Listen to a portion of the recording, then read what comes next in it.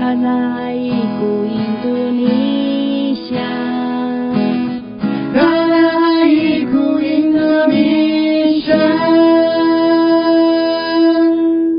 中台湾印尼之声，听见你我的心声。 Suara Indonesia dari Taiwan Tengah. Dengarkan isi hatiku. Hello， 欢迎收听我们今天的中台湾印尼之声。我们来聊聊在台湾工作许多年的移工的故事。然后我们首先来欢迎我们的帅气的悠悠。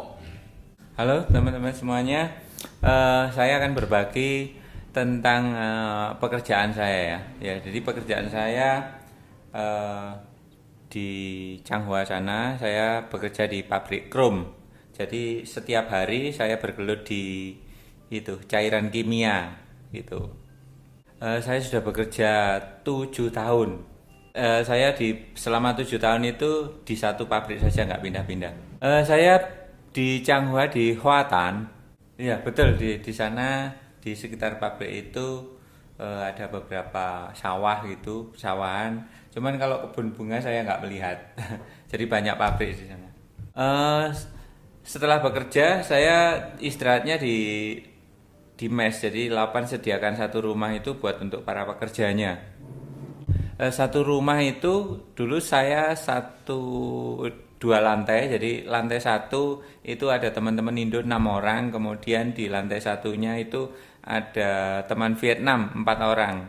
Cuman sekarang hanya saya berdua, orang Indonya, dan teman Vietnam juga berdua. Betul, jadi kami tinggal di mes itu 2 negara, Vietnam dan Indonesia gitu. Iya, karena bekerjanya satu tempat, jadi saya setiap hari ketemu mereka. Jadi biasanya kalau libur kerja itu kan Sabtu dan Minggu, saya pergi ke Taichung. Karena di Taichung kan ada sebuah organisasi yang peduli dengan teman-teman Indonesia, dan saya belajar banyak di sana. Jadi selama saya bergabung di GICA, saya belajar banyak di sana dengan teman-teman, dan kami diajari beberapa guru untuk membuat video untuk diupload di YouTube. Dan salah satunya boleh kalian saksikan di YouTube-nya GICA tentang bagaimana perjalanan pernikahan antara saya dan istri saya, dan ketemunya di Sungai Lucan, kemudian dijadikan sebuah kreasi di YouTube untuk bisa disaksikan sebagai pameran budaya begitu. Dulu waktu masih awal-awal bekerja di pabrik itu hari Sabtu kerja, tetapi untuk perkembangan yang sekarang jadi setiap hari Sabtu dan Minggu saya pasti libur. Jadi setiap bulan itu setiap minggu libur 2 hari, Sabtu dan Minggu. Tetapi juga harus tanggal merah, ada tanggal merah kami libur. Kami masuk kerjanya jam 8. Terus kemudian normalnya kami jam 5 udah pulang. Dengan istirahat di tengah istirahat siang itu 1 jam 12 sampai jam 1 itu kita istirahat makan gitu. Dan nanti setelah jam 1 masuk sampai jam 5. Jam 5 kalau nggak ada lembur berarti jam 5 kita pulang. Tetapi kalau ada lembur jam 6 kita istirahat makan setengah jam, habis itu nanti kerja lagi sampai jam setengah 10 atau jam 9 malam. Ya namanya bekerja ya capek, tapi harus semangat gitu. Kami bekerja di pabrik krom. Pekerjaan kami adalah salah satu contohnya itu sebenarnya warna dan barangnya macam-macam. Ada yang alumni, ada yang besi, ada yang kayak tiral gitu. Jadi rata-rata yang kami kerjakan setiap hari itu kayak pegangan pintu. Jadi di pabrik lain dikirim ke tempat kami dari barang yang masih warnanya belum bagus. Kemudian kami proses, dicelupkan di beberapa bahan kimia. Kemudian nanti selesai jadi barang yang mengkilat begitu. Habis itu nanti baru di packing, dikeluarkan gitu. Terus di tempat kami itu resiko dari sebuah pekerjaan ya. Kalau musim panas gitu, jadi uap dari bahan kimia itu mengenai kulit kami, jadi kami gatal gitu. Tetapi kalau musim dingin nggak begitu sih gitu. Jadi kerjaan kami ya harus pakai masker, pakai sarung tangan gitu supaya nggak kena kulit, karena kalau kena kulit kulitnya akan gatal begitu, melepuh gitu. Ini jadi kulit dari setiap manusia kan berbeda-beda. Ada yang sangat sensitif, ada yang agak kebal begitu. Kalau memang kulitnya sangat sensitif, jadi dia akan lebih parah gitu gatalnya. Tapi kalau misalnya seminggu sekali kita Jumat gitu kan, Sabtu Minggu libur, kita pergi ke dokter. Jikanisen. Kita sampaikan ke dokter keluhannya kalau gatal, biasanya dikasih salep gitu. Jadi istirahat 2 hari untuk itu supaya nggak terlalu gatal gitu. Kalau untuk Chrome itu kebetulan saya di situ hanya sebagai pekerja saja. Artinya tidak membekali dengan keahlian. Karena dari bahasanya, kemudian dari beberapa komposisi bahan-bahan kimia campurannya itu kita nggak dikasih tahu. Karena yang ngasih tahu adalah menuangkan cairan itu lapannya sendiri. Jadi kita nggak tahu. Terus kemudian ada beberapa suhu yang harus diatur gitu. Kami nggak dikasih tahu itu. Kami hanya ngecelup selesai ya sudah gitu. Untuk belajar bagaimana seberapa panasnya suhunya, kemudian campuran apa saja kita nggak diberitahu. Itu mungkin rahasia dari sebuah perusahaan mereka. Nggak ngerti karena lapan sendiri yang ngasih itu. Kemudian kita memang nggak dikasih tahu. Dan beberapa campuran bahan kimia itu memang impor. Saya lihat itu ada yang dari Jepang, ada yang dari Jerman, ada yang dari Italia. Jadi bahannya tidak dari Taiwan. Kebetulan di tempatku itu untuk Chrome itu warnanya macam-macam. Jadi ada yang mereka bilang ada yang Lianglo, terus kemudian yang mengkilap itu, kemudian ada yang Liangle, jadi warnanya agak kekuningan itu, ada yang macam-macam pokoknya saya lupa. Jadi agak yang burem-burem begitu. Jadi kalau misalnya satu Chrome itu warna mengkilap saja mungkin itu enggak begitu susah. Tetapi karena macam warnanya itu yang membuat kami susah, kami untuk mengingatnya itu susah. Kemudian juga dari bahannya. Jadi ada bahan aluminium, ada bahan besi, ada bahan lain-lain lagi barangnya itu. Jadi kami kesulitan untuk itu. Lagian kami kerjanya kan harus cepat. Jadi kami enggak bisa mengingat apa saja yang diramu di situ dan suhunya berapa, kami nggak bisa mengingat. Kalau nanti pulang ke Indo untuk yang kerjakan seperti itu nggak tahu nanti.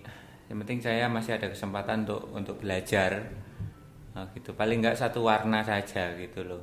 Jadi warna yang mengkilat saja nanti saya bisa kerjakan di Indonesia atau mau nggak jadi home industry gitu. Untuk mengkrom barang-barang sederhana gitu, yang kecil-kecil gitu. Betul. Perlengkapan sepeda motor atau aksesoris motor dan lain sebagainya gitu. Mungkin itu bisa aku kerjakan ya kalau di Indo. Nanti kalau saya pulang ke Indo. Tetapi saya masih punya angan-angan nanti kalau misalnya pulang ke Indonesia saya akan bikin perabotan dari besi gitu.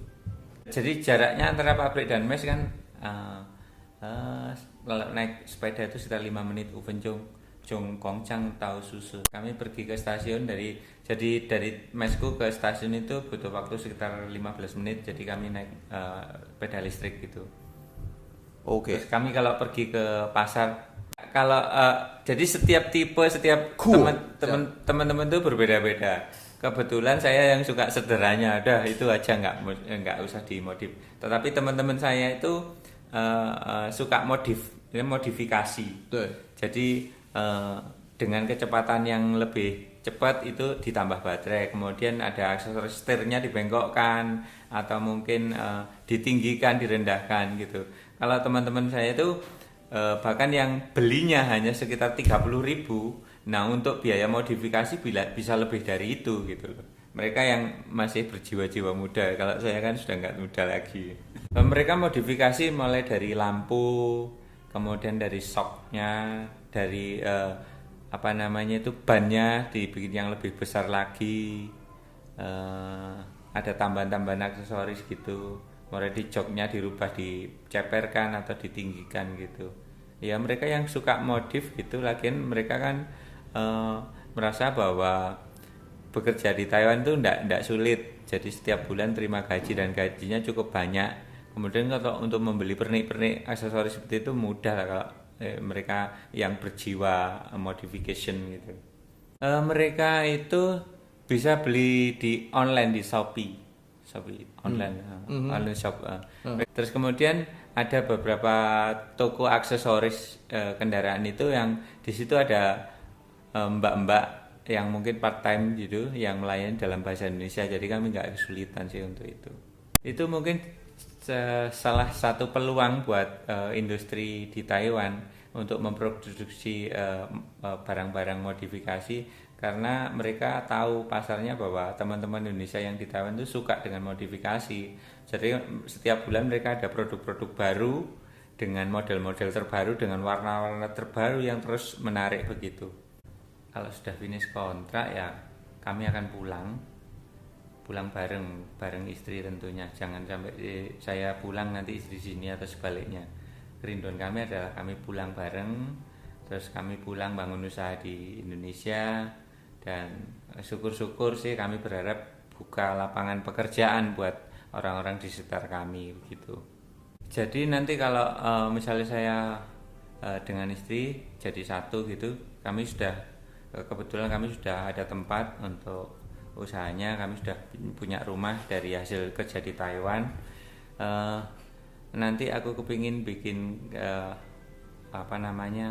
perlengkapan atau perabot rumah tangga yang dari besi begitu.